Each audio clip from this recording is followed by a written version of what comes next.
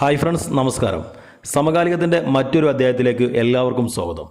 COVID-19 പശ്ചാത്തലത്തിൽ സംസ്ഥാന സർക്കാർ പ്രഖ്യാപിച്ച സൗജന്യ കിറ്റ് വിതരണത്തിൻ്റെ ക്രമീകരണത്തെക്കുറിച്ചാണ് ഇന്നത്തെ വീഡിയോയിൽ ഞാൻ നിങ്ങളുമായി സംസാരിക്കുന്നത്.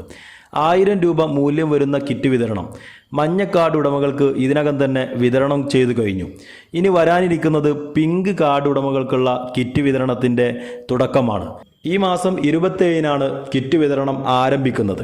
അപ്പോൾ പിങ്ക് കാർഡ് ഉടമകൾ ഏകദേശം കേരളത്തിനകത്ത് 31 ലക്ഷത്തോളം വരുന്ന കുടുംബങ്ങളുണ്ട്. അതുകൊണ്ട് തന്നെ എങ്ങനെയാണ് കിറ്റ് വിതരണം നടത്തുന്നത് എന്നതിനെക്കുറിച്ച് കൃത്യമായ നിയന്ത്രണവും ക്രമീകരണവും ഇതിനകം തന്നെ സംസ്ഥാന സർക്കാർ പുറപ്പെടുവിച്ചിട്ടുണ്ട്.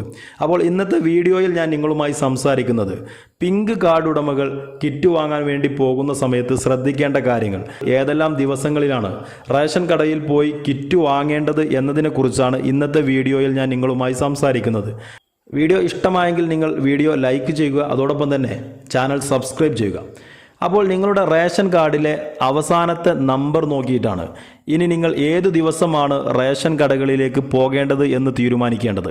നിങ്ങളുടെ റേഷൻ കാർഡിലെ നമ്പർ 0-ൽ അവസാനിക്കുന്നതാണെങ്കിൽ ഏപ്രിൽ 27-നും, 1-ലാണ് അവസാനിക്കുന്നതെങ്കിൽ 28-നും, 2-ലാണ് അവസാനിക്കുന്നതെങ്കിൽ 29-നും, 3-ൽ അവസാനിക്കുന്നവർ 30-നും, 4-ൽ അവസാനിക്കുന്നവർ മെയ് 2-നും, അതുപോലെ തന്നെ 5-ൽ അവസാനിക്കുന്നവർ മെയ് മാസം 3-നും, 6-ൽ അവസാനിക്കുന്നവർ മെയ് മാസം 4-നും, 7-ൽ അവസാനിക്കുന്നവർ മെയ് മാസം 5-നും, 8-ൽ അവസാനിക്കുന്നവർ മെയ് മാസം 6-നും, 9-ൽ അവസാനിക്കുന്നവർ മെയ് മാസം 7-നുമാണ് നിങ്ങൾ റേഷൻ കടകളിലേക്ക് പോവേണ്ടത്.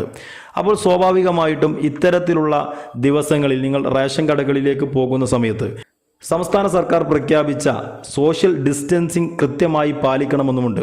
അപ്പോൾ ഇന്നത്തെ വീഡിയോയിൽ നമ്മൾ സംസാരിച്ചത് സൗജന്യ കിറ്റ് വിതരണത്തിന് സംസ്ഥാന സർക്കാർ പുറപ്പെടുവിച്ചിരിക്കുന്ന മാനദണ്ഡവും ഏതെല്ലാം ദിവസങ്ങളിലാണ് റേഷൻ കടകളിലേക്ക് പോകേണ്ടത് എന്നതിനെക്കുറിച്ചാണ്.